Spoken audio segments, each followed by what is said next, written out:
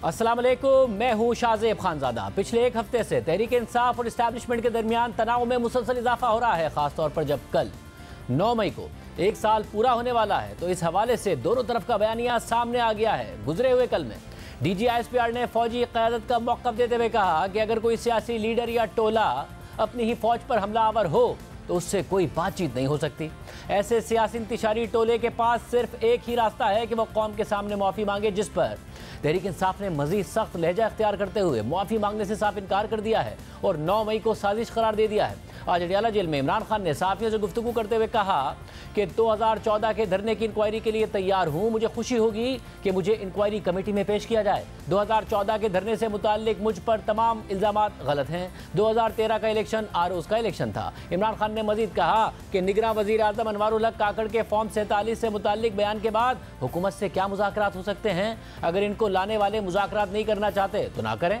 सदर वज़ीर आज़म, वज़ीर आला पंजाब और सेनेट के इलेक्शन फ्रॉड हैं। इमरान खान ने मजीद कहा कि मेरा आधा ख़ानदान फ़ौज और आधा ख़ानदान ब्यूरोक्रेसी में है। फ़ौज हमारी है और हमें फ़ौज से कोई मसला नहीं है। हमने अपनी 27 साल की तारीख में कभी जलाओ घेराव नहीं किया। 2 हुकूमतें हमने इंतखाबात के लिए तहलील की। इमरान खान ने मजीद कहा कि सियासी जमात इंतशार नहीं चाहती, अगर बात नहीं करना चाहते हैं तो ना करें। मैं पाकिस्तान के लिए बातचीत का कह रहा हूँ। मुझे कौन सी डील चाहिए या मैं कौन सा बैरून मुल्क जाना चाहता हूँ। इस पर सहाफ़ी ने सवाल किया कि क्या आप 9 मई के वाक़यात पर माफ़ी मांगेंगे, तो इमरान खान ने जवाब दिया कि मैं क्यों माफ़ी मांगूं, माफ़ी तो मुझसे मांगी जानी चाहिए। इसके अलावा तहरीक इंसाफ के रहनुमा भी माफ़ी मांगने से इनकारी हैं। साबिक सदर अलवी ने कहा कि माफ़ी तो जुल्म करने वाले को मांगनी चाहिए, जबकि असद कैसर ने कहा कि हम अपने बाप से माफ़ी नहीं मांगते तो किसी और से क्या मांगेंगे। लतीफ़ खोसा ने भी सख्त बयान दिया है। एक मुतालबा किया गया है कि माफी मांगी जाए, फिर आप संभल सकते हैं। क्या माफी इस मसले का हल है? बिल्कुल, माफ़ी इस मसले का हल है।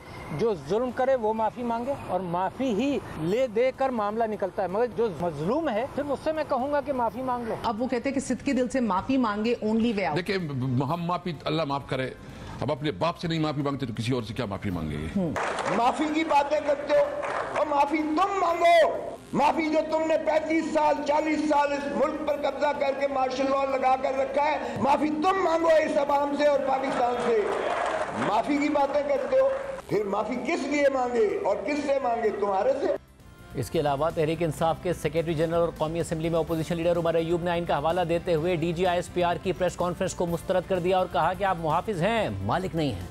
कल DGISPR ने प्रेस कॉन्फ्रेंस की हैसियत leader of the opposition in the national assembly और सेक्रेटरी जनरल पाकिस्तान तहरीक इंसाफ। उस प्रेस कॉन्फ्रेंस को मैं और अपनी पार्टी की तरफ से रिजेक्ट करते हैं। आप स्टेट का इंस्ट्रूमेंट है, आप state, I am sorry to say, नहीं।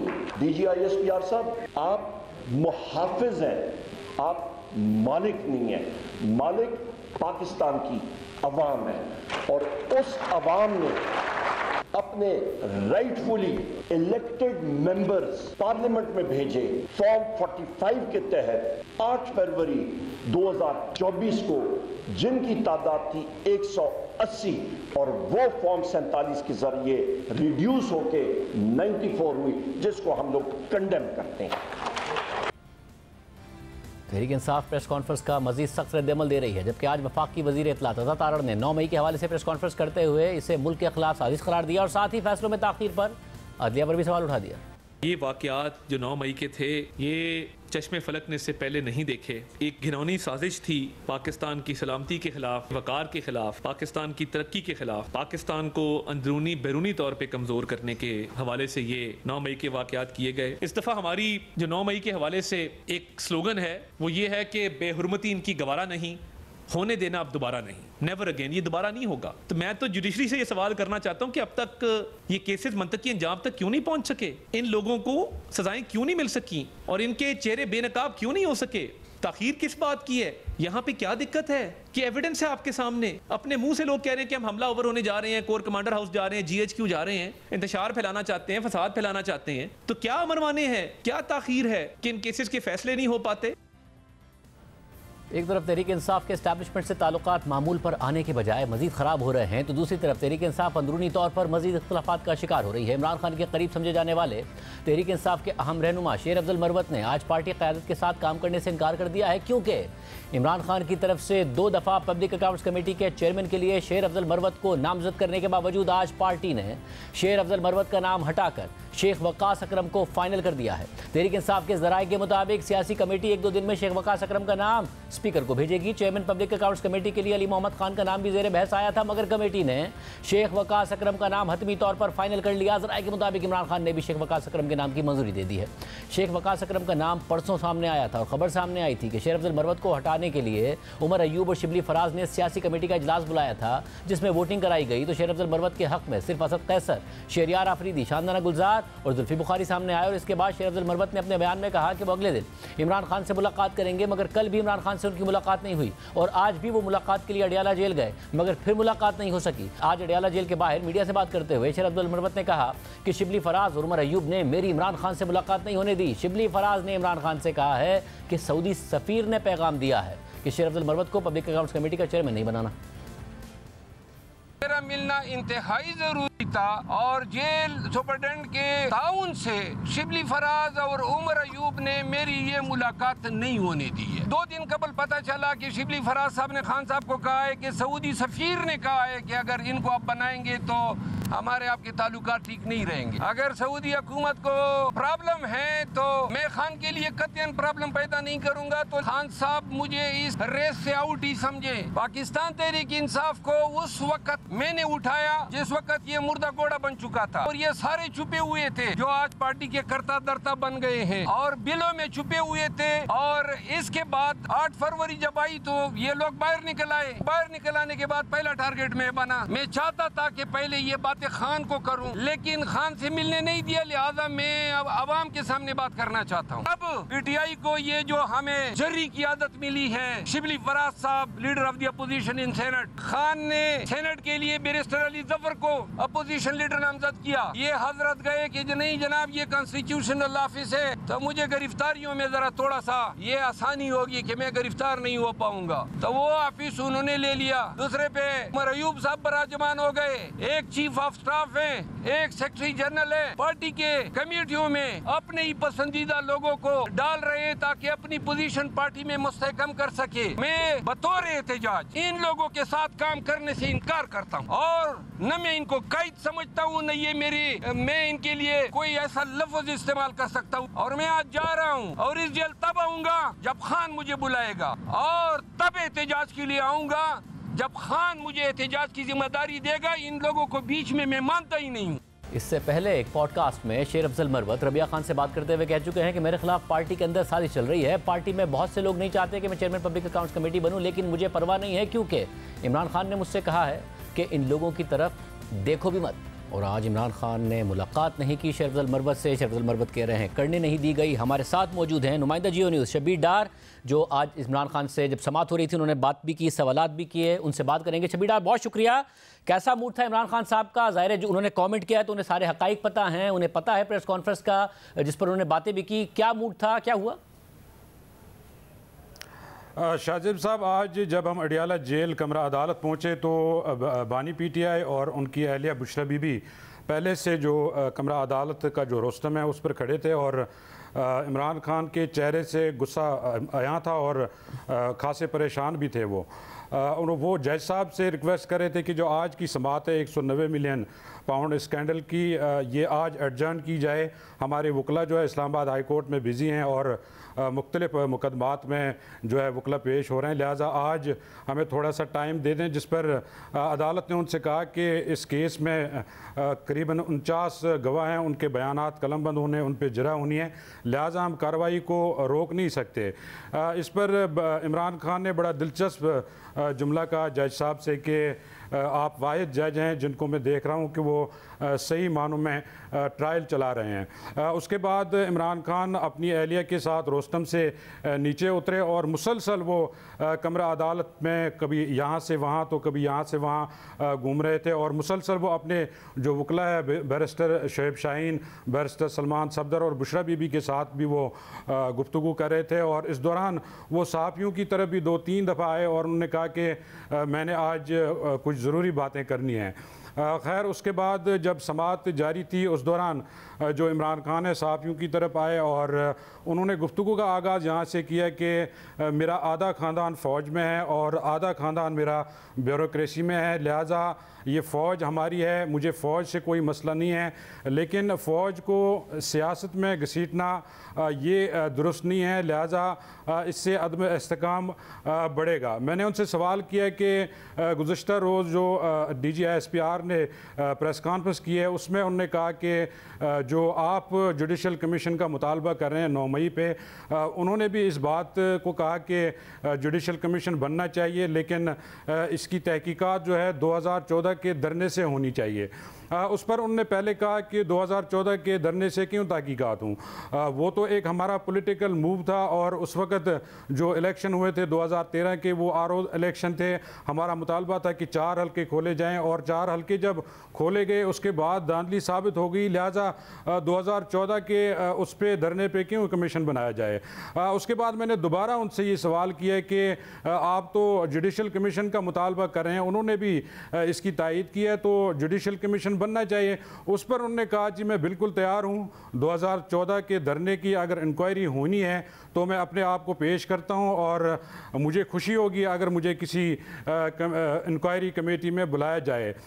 उसके बाद उन्होंने कहा, उससे सवाल हुआ कि DG ISPR ने कहा कि जो मुज़ाकरात हैं सियासी क़ुव्वतों को आपस में मुज़ाकरात करने चाहिए, फ़ौज से मुज़ाकरात जो है ये बिला जवाज़ है। उस पर उन्होंने कहा कि जो साबिक़ निगरान वज़ीर आज़म है अनवारुल्लाह काकड़, उन्होंने जो हाल ही में जो बयान दिया है कि फॉर्म 47 के हवाले से उसके बाद इस हुकूमत की क्या साख्त है और हम हुकूमत से क्यों मुज़ाकरात करें इसके बाद। साथ उन्होंने कहा कि मुस्लिम लीग नून के जो मुताद्दिद रहनुमा है वो हमें प्राइवेटली बताते थे कि जब तक जस्टिस काजी फायज़ ईसा चीफ जस्टिस नहीं बनते तब तक ना नवाज़ शरीफ वापस आ सकते हैं ना ही जो है मज़ीद जो है कार्रवाई आगे बढ़ सकती है।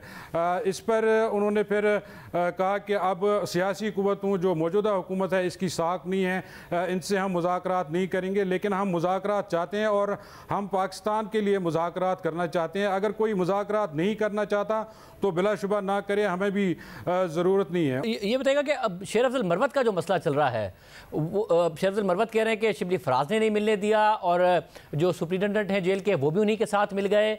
क्या मामला हुआ है, क्यों दोनों दिन वो नहीं मिल सके? आपने ही हमारे प्रोग्राम में बताया था कि इमरान खान साहब ने आप लोगों को खुद बताया था कि पब्लिक अकाउंट्स कमेटी के चेयरमैन के लिए उन्होंने ही शेर अफजल मरवत को नामजद किया है, फिर ये क्या हुआ है?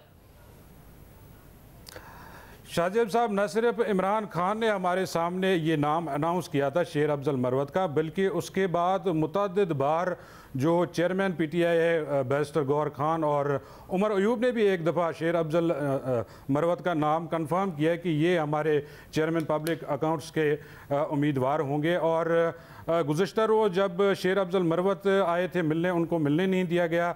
उस पर हमने खबर दी थी कि बानी PTI ने उनसे मिलने से इनकार किया। उसके बाद शेर अफजल मरवत ने एक ट्वीट की कि ऐसा कुछ नहीं है। आज भी वो जब मिलने आए तो हमारी कुछ PTI रहनुमाओं से आज भी बात हुई जो अंदर कमरा अदालत में मौजूद थे। उन्होंने कहा कि बानी PTI इनसे मिलना नहीं चाह रहे हैं। उसके बाद हमारी जो जब समाअत ख़त्म हुई तो हमारी कुछ रहनुमाओं से बात हुई कमरा अदालत के बाहर, तो उन्होंने इस बात की तस्दीक की कि शेख वकास अकरम का नाम फ़ाइनल कर लिया गया है और इसकी मंजूरी भी इमरान खान ने दी है। इमरान खान से दौरान गुफ्तगू मैंने आखिर पर यह सवाल किया था कि जो आपसे माफ़ी का मुतालबा किया जा रहा है 9 मई पे, तो आप क्या माफ़ी मांगेंगे? तो उन्होंने कहा कि मैं क्यों माफ़ी मांगूं, माफ़ी तो मुझसे मांगनी चाहिए और हम तो 9 मई के बाद जो है मजलूम बन गए हैं। मजलूमों से ही कहा जा रहा है कि आप माफ़ी मांगें। 9 मई पे ना सिर्फ मैंने मजम्मत की है बल्कि हमने इसको जितना भी जो भी 9 मई के वाक़े थे उनको हमने मुस्तरद किया और इसके बाद माफ़ी का कोई जवाब नहीं है। वैसा फिर जब इमरान खान साहब ने खुद ने शेर अफजल मरवत साहब के हवाले से भी कहा था, इस बात में भी कोई शक नहीं है, मरवत साहब ने पार्टी को एनर्जाइज किया, जलसे किए, कराची आए, खैबर पख्तूनख्वा में किए, इलेक्शन से पहले पार्टी में बड़ी एक्टिविटी हुई जब दूसरे रहनुमा रूपोश थे। तो क्या हुआ है कि अचानक नाराज़ हुए? बाकी वो सही कह रहे हैं कि कान भरे गए हैं, क्या हुआ है? इमरान खान साहब से हमने 2-3 दफ़ा पूछा कि आपने शेर अफजल मरवत का नाम क्यों ड्रॉप किया। उन्होंने इस बात का कोई माकूल जवाब नहीं दिया, ना ही उन्होंने इस बात को डिस्कस किया, बल्कि जब भी ये सवाल हुआ तो वो निकल गए आगे की तरफ, यानी अपने जहाँ पे वो बैठते हैं कमरा अदालत में वहाँ पे बैठते हैं। लेकिन नाम उन्होंने पहले अनाउंस किया था शेर अफजल मरवत का, लेकिन उसके बाद जो कमेटी उन्होंने बनाई थी पॉलिटिकल कमेटी, उसमें शेर अफजल मरवत को भी डाला था, लेकिन 2 रोज़ पहले उनको उस कमेटी से भी निकाल दिया गया। और आज आपके सामने शेर अफजल मरवत ने इस बात की तस्दीक की कि मेरा नाम किन्होंने निकलवाया और क्यों निकलवाया। बहुत शुक्रिया। शबीर डार इस हवाले से तफसीलात बता रहे थे। क्या होने जा रहा है? जिनसे तहरीक इंसाफ बात करना चाहती है वो तहरीक इंसाफ से बात नहीं कर रहे हैं, जो तहरीक इंसाफ से बात करने को तैयार हैं उनसे तहरीक इंसाफ बात करने को तैयार नहीं है। मामला कहाँ जाएगा कि पॉइंट ऑफ नो रिटर्न पर मौजूदा अस्करी क़यादत के साथ तहरीक इंसाफ पहुंच गई है। सोहेल वड़ाई साहब, आसमा शराजी साहब हमारे साथ मौजूद हैं, आप दोनों का बहुत शुक्रिया। वड़ाई साहब, ज़ाहिर एक कयास सराइयाँ ज़रूर हो रही थी कि कोई ना कोई चैनल खुलेगा, बातचीत होगी, मगर जो कुछ कल हुआ ज़ाहिर ये तवक्को तो की जा रही थी कि 9 मई से पहले पाक फ़ौज का बयान सामने आएगा, मगर जो तवक्को थी उससे बहुत सख्त बयान सामने आया। उस बयान के बाद तवक्को की जा रही थी कि तहरीक इंसाफ का जवाब सामने आएगा, मगर जो तवक्को थी उससे बहुत सख्त जवाब सामने आया। अब ये क्या पॉइंट ऑफ नो रिटर्न समझा जाए मौजूदा अस्करी क़यादत के होते हुए तहरीक इंसाफ और इस्टेब्लिशमेंट के दरमियान? जी, मेरा ख्याल है कि जो लोग ये समझते थे, जिनमें हम खुद भी शामिल थे, कि कोई रास्ता निकलना चाहिए, तो कल के जो वाक़यात हैं और पीटीआई का रद्द-ए-अमल और आईएसपीआर का जो बयानिया था, उसके बाद ऐसे लगता है कि एक मुकम्मल डेडलॉक है और इस डेडलॉक के कोई खुलने का या रास्ता खुलने का कोई इम्कान नज़र नहीं आ रहा, क्योंकि एक फ़रीक को तो ज़ाहिर है लचक दिखानी पड़ती है जब कोई रास्ता निकलता है। तो ना पीटीआई ने कोई लचक दिखा रही है, बल्कि और से और सख्त मौक़िफ़ होता जा रहा है, और दूसरी तरफ ज़ाहिर है आईएसपीआर और फ़ौज का मौक़िफ़ भी वाज़ेह हो गया है। अब मेरा ख़्याल है कि एक रास्ता खुला है जिसकी तरफ ज़रूर देखना चाहिए, और वो दीगर सियासी जमातें हैं। शहबाज शरीफ साहब वज़ीर आज़म हैं और सदर आसिफ ज़रदारी साहब जो हैं वो सदर पाकिस्तान के ओहदे पर मुतमक्कन हैं, नवाज़ शरीफ साहब हैं। तो मगर वड़ाई साहब आज तो वाज़ेह कर दिया इमरान खान साहब ने कि इनसे क्यों बात करूं मैं, अगर फ़ौज बात नहीं करना चाहती ना करे, इनसे तो मैं बात नहीं करूंगा। तो जिनसे वो बात करना चाहते हैं वो उनसे नहीं बात कर रहे, जो इनसे बात करने को तैयार हैं उनसे इमरान खान बात करने को तैयार नहीं है। हाँ, लेकिन कल आईएसपीआर की जो ब्रीफिंग थी उसमें इस बात की इंडिकेशन थी कि पॉलिटिकल पार्टीज़ आपस में डायलॉग करें, फ़ौज के साथ डायलॉग ना करें। और मेरा ख्याल है कि आपस में कोई डायलॉग करने में हर्ज भी नहीं है। मैंने पीटीआई के कई लोगों के अंदर भी ये मौक़िफ़ सुना है कि भाई पॉलिटिकल पार्टीज़ के साथ डायलॉग होना चाहिए। ठीक है, एस्टेब्लिशमेंट के साथ भी जब उन्हें मौका मिले ज़रूर करें, लेकिन इन द मीन टाइम मेरा ख़्याल है कि उनको भी चाहिए कि कुछ ना कुछ तो अपना मौक़िफ़ जो है उसको पेश करने के लिए कोई हमनवाई पैदा करें, कोई सोसाइटी में कोई तो उनके साथ खड़ा हो। ऐसा लगता है कि सारी सियासी जमातें, फ़ौज, एस्टेब्लिशमेंट और जो है वो पीटीआई का ये मौक़िफ़ सुनने को तैयार नहीं है 9 मई वाला। और मुझे ये लगता है कि पीटीआई को पहले दिन से, मैं तो खैर as a humble student of politics ये कह रहा था कि जब इस तरह का ब्लंडर हो जाए तो उस वक़्त यही करना चाहिए कि आप उससे विदड्रॉ करें। जैसे मोहतरमा बेनज़ीर भुट्टो ने अल जुल्फ़कार को कभी ओन नहीं किया और हमेशा एक नॉन वायलेंट पॉलिटिकल रोल की बात की और डेमोक्रेटिक रोल की बात की, इसलिए उनकी स्पेस भी निकली। तो मेरा ख्याल है कि हमें सियासी पार्टियों को, किसी भी सियासी पार्टी को वायलेंस जो है उससे तो परहेज़ इख्तियार करना चाहिए, और अगर किसी ने किया हो उनके साथी को तो उसको अपने आप से अलग कर देना चाहिए। ये पहले दिन से मैं 9 मई से लेके आज तक ये कह रहा हूँ, और लेकिन जाहिर है पीटीआई ये मानने को तैयार नहीं है। और दूसरी तरफ ये ख्याल था कि शायद कुछ अरसे के बाद फ़ौज या ISPR के मौक़िफ़ में कुछ लचक हो, इतनी देर से लोग जेलों में हैं, इतनी देर से इमरान खान जेल में है, तो शायद कुछ नरमी पैदा हो। लेकिन ऐसा लगता है कि उनके ज़ख़म भी अभी मुंदमल नहीं हुए 9 मई के, और वो कोई लचक दिखाने को तैयार नहीं है। अस्मा, ज़ाहिर इस्लामाबाद का मौसम मई के आते ही गर्म होना हो, सियासी मौसम बहुत ज़्यादा गर्म हो गया है, और आपको लग रहा है कि पॉइंट ऑफ नो रिटर्न इसको समझा जाए, या कहीं ना कहीं कोई ना कोई गुंजाइश नज़र आती है? माफ़ी का मुतालबा किया तो वहाँ से जवाब आया माफ़ी हम क्यों मांगे, आप मांगे, हम तो अपने बाप से नहीं मांगते, आपसे कैसे मांगे? जी बहुत शुक्रिया। मेरा ख्याल है कि जो वहाँ से स्टेटमेंट आया वो एक्सपेक्टेड था पाकिस्तान तहरीक इंसाफ की जानिब से कि फ़ौज किसी तरह से बात नहीं करेगी, लेकिन जो जवाब यहाँ से आया ये भी मुकम्मल ना नहीं है। बेशक इक्का दुक्का लोग उनकी बात कर रहे हैं, असद कैसर साहब ने बात की है, लेकिन अगर आप उमर अयूब साहब की बात करें, आज उन्होंने जिस तरह से खिताब किया तो उन्होंने कहा कि हाँ वज़ीर आज़म सियासी है, ठीक है, हम आप होते कौन है बात करने वाले। यानी उन्होंने पहले जो कल तक इस्टेब्लिशमेंट से बात करने की बात कर रहे थे, आज उन्होंने खुद ही कह दिया कि आपसे हम बात नहीं करेंगे, अलबत्ता वज़ीर आज़म सियासी है। और उसके बाद उन्होंने एक और अगली बात भी कर दी, कमीशंस की भी बात कर दी और रिपोर्ट्स की भी बात कर दी, लेकिन एक मिला जुला सा रद्द-ए-अमल है। देखिए पाकिस्तान तहरीक इंसाफ इस वक्त इंतहाई सियासी बहरान का शिकार है, कोई वाज़े डायरेक्शन उनके पास मौजूद नहीं है, धड़ेबंदी बहुत ज़्यादा है, और ये धड़ेबंदी बयानिए के पर भी इस वक्त मौजूद है। एक ग्रुप है जो कि कहता है कि सर्वाइवल के लिए आगे बढ़ना चाहिए, एक ग्रुप है जो कहता है कि हमारा वोट बैंक जो है वो इससे इंटैक्ट नहीं रहेगा। कुछ लोगों के सियासी मफादात भी हैं जो कि इससे जुड़े हुए हैं कि हम अगर इस वक्त जो है वो इमरान खान साहब या सुलह हो जाए या मफाहमत हो जाए तो कैसे आगे जो उनकी अपनी सर्वाइवल है वो कैसे जाएगी। तो मेरा ख्याल है कि बहुत सारे तजादात का शिकार होकर पाकिस्तान तहरीक इंसाफ इस वक्त खड़ी है। अलबत्ता अगर आज इमरान खान साहब की गुफ्तगू आप सुने तो वो एक थोड़े से टोन डाउन हुए हैं, और इस मामले के ऊपर उन्होंने कहा है कि वो तो हमेशा से चाहते थे कि बातचीत करें, मगर वो फ़ौज से बात नहीं करेंगे, वो किसी से बात नहीं करेंगे। तो अब हल क्या है? हल मेरा ख्याल है कि सबसे ज़्यादा कल ही जो एक फ़ौज की तरफ से या DGSP की तरफ से हल बयान किया गया वो ये है कि आप माफ़ी मांगे, आगे बढ़ें, पछतावे का इजहार करें, एहसास जुर्म करें, एहसास गुनाह करें, और उसके बाद सियासी जमातें आपके साथ जो है वो बात करेंगी। हुकूमती हल्के ये कहते हैं, जो कि इस वक्त अगर आप देखें पॉलिटिकल एनवायरनमेंट में उनको सूट करता है कि तहरीक इंसाफ और फ़ौज के बीच में एक डेडलॉक है।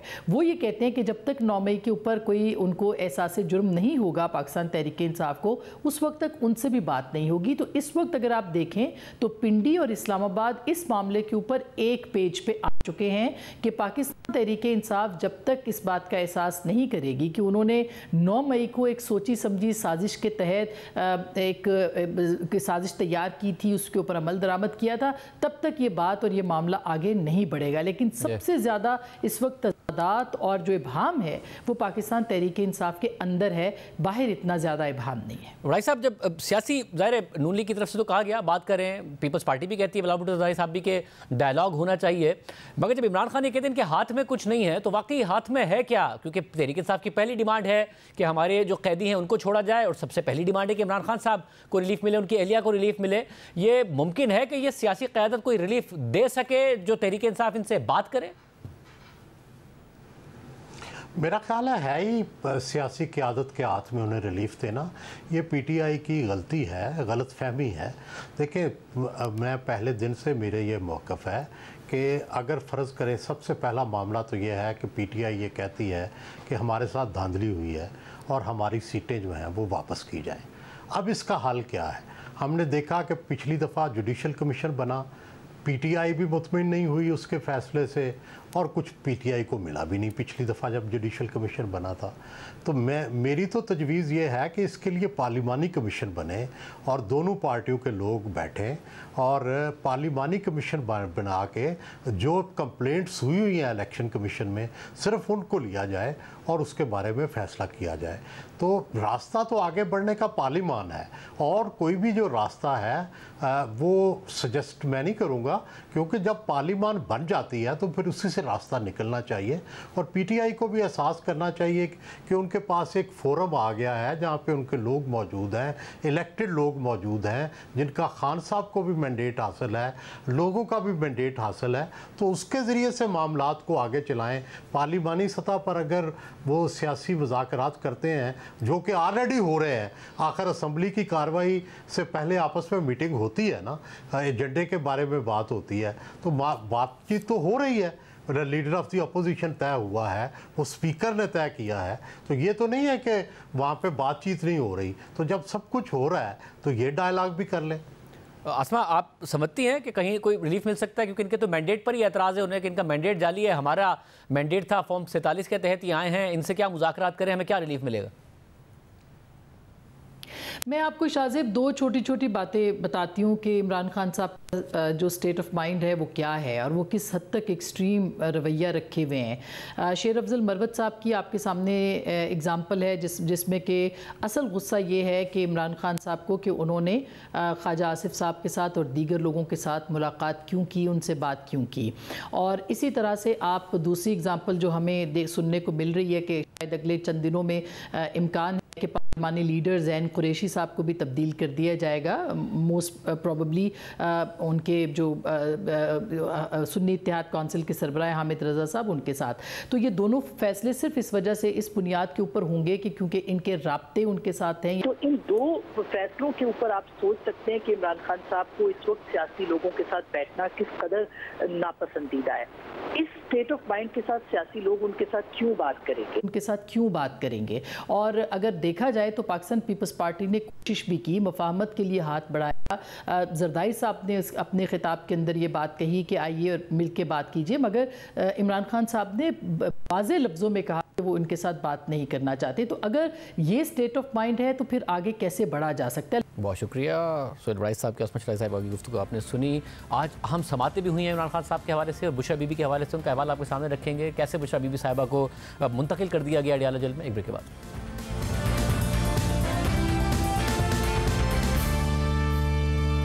साबिक वज़ीर आज़म इमरान खान के खिलाफ आज मुतादिद अहम केसेस की समाअत हुई है, जिनमें तोशा खाना, 190 मिलियन पाउंड और साइफर केस समेत दीगर केसेस भी शामिल हैं। इसके अलावा इस्लामाबाद हाई कोर्ट ने आज बुशरा बीबी की अडियाला जेल मुंतकली की दरख्वास्त मंजूर करते हुए उन्हें बनी गाला सब जेल से अडियाला जेल मुंतकिल करने का हुक्म दे दिया है। इस्लामाबाद हाई कोर्ट की जस्टिस मियां गुल हसन औरंगजेब ने गुज़िश्ता हफ्ते फरीक़ैन के दलाइल के बाद फैसला महफूज किया था, जो आज सुना दिया गया है। गुज़िश्ता समाअत में अदालत में जेल हुक्काम ने जेल में गुंजाइश ना होने और सिक्योरिटी इशूज़ की वजह से भी बुशरा बीबी को जेल मुंतकिल ना करने का मौक़िफ़ इख्तियार किया था, लेकिन आज अदालत ने बुशरा बीबी की रिहाइश गाह बनी गाला को सब जेल करार देने और बुशरा बीबी को सब जेल में रखने का नोटिफिकेशन गैर कानूनी करार दे दिया है। अडियाला जेल के ज़राए के मुताबिक बुशरा बीबी को आज 190 मिलियन पाउंड रेफरेंस की समाअत के लिए अडियाला जेल लाया गया था और समाअत के बाद उन्हें अडियाला जेल में ही रोक दिया गया, जिसके बाद बुशरा बीबी आज से अडियाला जेल में ही रहेंगी और उनका सामान अब सब जेल बनी गाला से अडियाला जेल मुंतकिल कर दिया जाएगा। इसके अलावा इस्लामाबाद हाई कोर्ट में आज इमरान खान और शाह महमूद कुरैशी की साइफर केस में सज़ा के खिलाफ अपीलों पर समाअत हुई है, जो इस्लामाबाद हाई कोर्ट के चीफ जस्टिस आमिर फारूक और जस्टिस मियां गुल हसन औरंगजेब पर मुश्तमिल बेंच ने की। आज समाअत के आगाज़ में FIA के स्पेशल प्रोसिक्यूटर हामिद अली शाह ने दलाइल देते हुए कहा कि आज इलेक्ट्रॉनिक शवाहिद के काबिल कबूल होने से मुताल्लिक दलाइल दूंगा। इलेक्ट्रॉनिक शवाहिद से मुताल्लिक एक्सपर्ट्स ने अदालत में पेश होकर बयान दिया। चीफ जस्टिस आमिर फारूक ने सवाल किया कि क्या एक्सपर्ट्स बतौर एक्सपर्ट अदालत में पेश हुए या बतौर गवाह पेश हुए। मरियम नवाज केस में भी लिखा था कि जो एक्सपर्ट आता है उसने अपनी खुसूसियत बताना होती है, एक्सपर्ट ने बताना होता है कि वो किस चीज़ का एक्सपर्ट है। FIA प्रोसिक्यूटर ने कहा कि इमरान खान समेत 4 अफराद की लीक्ड ऑडियो इंटरनेट पर मौजूद हैं। लीक्ड ऑडियो में कहा गया कि साइफर से खेलते हैं। इस पर जस्टिस मियां गुल हसन औरंगजेब ने सवाल किया कि लीक्ड ऑडियो, इसे इंटरनेट पर किसने पोस्ट किया। FIA प्रोसिक्यूटर ने कहा कि किसी नामालूम फर्द की जानिब से ये ऑडियो इंटरनेट पर डाली गई थी। जस्टिस मियां गुल हसन औरंगजेब ने सवाल किया, क्या आप इंटरनेट पर आने वाली हर चीज़ को दुरुस्त मान लेते हैं। मैं तो इंटरनेट पर आने वाली हर चीज़ को दुरुस्त तस्लीम नहीं करता। इंटरनेट पर झूठ है जब तक कि दुरुस्त होने की तस्दीक ना कर ली जाए। आपने इंटरनेट पर आने वाली चीज़ पर 10-10 साल सजा दे दी। FIA प्रोसिक्यूटर ने जवाब दिया कि अजहर नामी शख्स का मुसद्दिका ट्विटर अकाउंट है जिस पर ऑडियो अपलोड की गई। इस पर जस्टिस मियां गुल हसन औरंगजेब ने इस्तफसार किया कि क्या उस अजहर को बुलाकर पूछा गया? उस अजहर से पूछे तो सही कि उसने वज़ीर आज़म ऑफिस की ऑडियो कैसे बक कर ली। अगर बक कर ली तो क्या वो इसे अदालत में पेश करने की जुर्रत भी करेगा? अजहर ने वज़ीर आज़म के घर से वज़ीर ख़ारजा के साथ गुफ्तगू बक करके इंटरनेट पर लगा दी और आप कहते हैं कि अजहर को छोड़ दें, लेकिन जो उसने कहा वो बिल्कुल दुरुस्त है। आप इंटरनेट वाली ऑडियो को दुरुस्त मानकर 10-10 साल सजा भी दे देते हैं। चीफ जस्टिस आमिर फारूक ने रिमार्क दिए कि आज ऐसी टेक्नोलॉजी है जिससे मेरी और आपकी आवाज़ भी बनाई जा सकती है। साबिक चीफ जस्टिस की ऑडियो लीक हुई थी और बाद में तहकीक से गलत निकली थी। साबिक चीफ जस्टिस आसिफ सईद खोसा की जजमेंट में है कि किसी की ऑडियो रिकॉर्डिंग नहीं की जा सकती है। जस्टिस मियां गुल हसन औरंगजेब ने रिमार्क दिए कि साइबर विंग के पास ये इन्फॉर्मेशन होती है कि कौन अकाउंट इस्तेमाल कर रहा है। FIA को इस मामले की जड़ तक पहुंचना चाहिए जो एक वज़ीर आज़म तक पहुंच गया। FIA प्रोसिक्यूटर ने कहा कि यह हमारी वाहिद शहादत नहीं है, इसके अलावा और भी हैं। इसके बाद समाअत कल तक के लिए मुलतवी कर दी गई और FIA प्रोसिक्यूटर ने कहा कि मैं कल अपने दलाइल मुकम्मल करने की कोशिश करूंगा। और दूसरी तरफ आज अडियाला जेल में इमरान खान और बुशरा बीबी के खिलाफ 190 मिलियन पाउंड स्कैंडल की समाअत हुई, जिसमें एहतसाब अदालत के जज नासिर जावेद राना ने नैब के एक गवाह का बयान रिकॉर्ड किया, जबकि एक गवाह पर जिरा मुकम्मल कर ली गई। केस में मजमूई तौर पर 27 गवाहान के बयानात रिकॉर्ड हो गए हैं, जबकि 18 पर जिरा मुकम्मल हो गई है। एहतसाब अदालत ने आज इमरान खान के तिब्बी मुआयने की दरख्वास्त मंजूर करते हुए नैब के मजीद गवाहान को तलब कर लिया और समाअत 13 मई तक मुलतवी कर दी। एक ब्रेक प्रोग्राम में शामिल करेंगे, एक बहुत अहम खबर आपके सामने रखेंगे।